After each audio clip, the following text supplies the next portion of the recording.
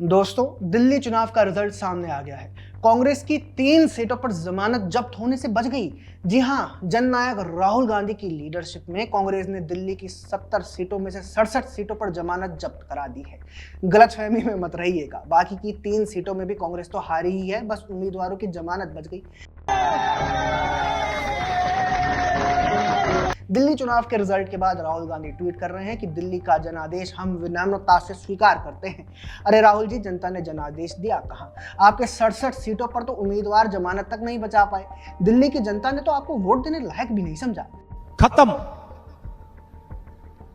Bye bye, tata, good bye, गया। ये कहना सरासर गलत है कि कांग्रेस दिल्ली चुनाव में हार गई। रिजल्ट के आंकड़ों में कांग्रेस तो दौड़ में ही नहीं दिख रही थी। हारी तो आम आदमी पार्टी है। कांग्रेस को तो जनता ने एज एन ऑप्शन भी नहीं पूछा।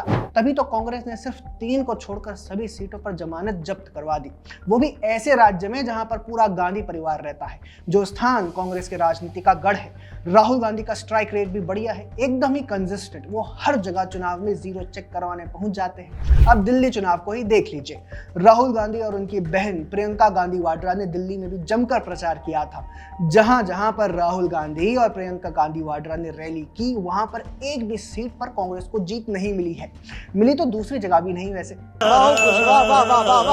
दशकों से गांधी परिवार दिल्ली में रहकर राजनीति करता आया है। यहीं से इनकी राजनीतिक रणनीति तय होती रही है और यहीं से राजनीतिक ऑपरेशंस किए जाते हैं। पर ये चुनाव लड़ते हैं वायनाड जाकर। आखिर ऐसा क्यों? तो इसका जवाब दिल्ली चुनाव परिणाम है। दिल्ली की जनता राहुल गांधी और उनकी लीडरशिप को करीब से जान चुकी है। तभी तो जहां से भी वे रैली लेकर पहुंचते हैं, वहां से उनके कैंडिडेट्स की जमानत जब्त हो जाती है। खैर, इस पूरे मामले में कम से कम कांग्रेस के आईटी सेल प्रमुख और राहुल गांधी की फैन गर्ल सुप्रिया श्रीनेत तो खुश है। 3 सीटों पर जमानत बच गई। वोट शेयर 4.3% से बढ़कर 6.3% हो गया है। इससे ज्यादा खुशी की बात और क्या हो सकती है? यही तो विकास है, यही तो पॉजिटिविटी की पराकाष्ठा है। ये बड़ी अच्छी बात कही आप। इससे ज्यादा खुशी कांग्रेस को तब मिली थी जब पार्टी लोकसभा चुनाव में 99 सीट लेकर हार गई थी। तब राहुल गांधी नथुने फुलाकर कह रहे थे कि देखो, मोदी को डरा दिया, मोदी जी डर गए। डर गए हैं क्योंकि जानते हैं कि इलेक्शन हाथ से जा रहा है। बेकार है भैया, मैं तो टूट गया। पार्लियामेंट में भाषण देते ही ये चैलेंज किया कि अगली बार गुजरात में कांग्रेस पार्टी भाजपा को हराएगी। ये आप खुद देखिए। आप लिख के ले लो, लिख के ले लो। आपको ऑपोजिशन इंडिया गठबंधन गुजरात में हराने जा रहा है। लेकिन जब से उन्होंने ये बात कही है, तब से राज्य के राज्य हारते जा रहे हैं। सॉरी। अब दिल्ली चुनाव में राहुल गांधी नदारद दिख रहे हैं, तो एंटरटेनमेंट का जिम्मा उनकी बहन प्रियंका गांधी ने उठाया।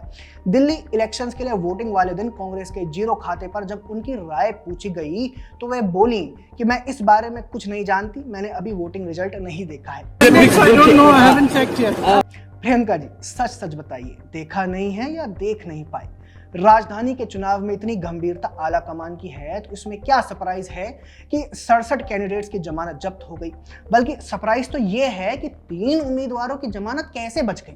1998 से लगातार 3 बार 2013 तक दिल्ली में सत्ता में रहने वाले कांग्रेस की स्थिति आज ये है कि विपक्ष बनने लायक वे नहीं रहे। मजा आया।